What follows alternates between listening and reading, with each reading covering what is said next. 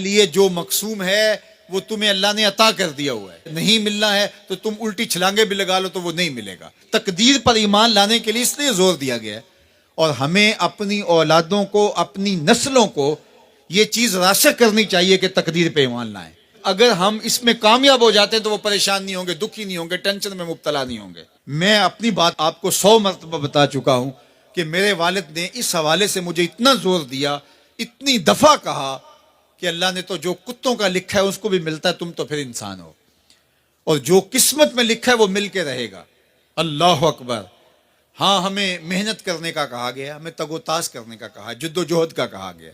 شیخ Saadi فرماتے ہیں کہ ایک بندہ جا رہا تھا تو اس نے دیکھا کہ ایک شیر شکار کر رہا ہے، تو وہ ایک سمت ہو کے بیٹھ گیا۔ ایک لومڑی تھی جس کے پاؤں بھی نہیں تھے، ہاتھ بھی نہیں تھے، تو دل میں سوچا کہ مالک تو اس کو کیسے رزق دیتا ہوگا۔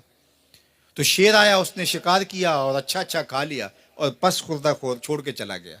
یہ رینگتی ہوئی آگے بڑھی اور وہ جو پس خوردہ تھا وہ چھچڑے وغیرہ تھے، کھا کے پیٹ بھر لیا۔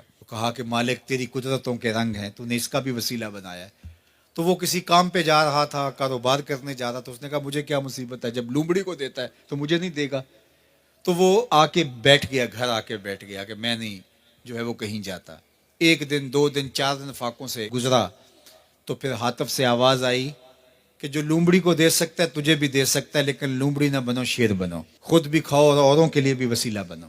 ہمیں ترغیب دی گئی ہے، باقی جو ہمارے مقدر کا ہے وہ ہمیں ملے گا، ہر صورت میں ملے گا۔ تو اپنی نسلوں کے سینوں میں یہ چیز راسخ کرو، اور یہ راسخ تبھی ہوگی ہمارے سینے میں راسخ ہوگی۔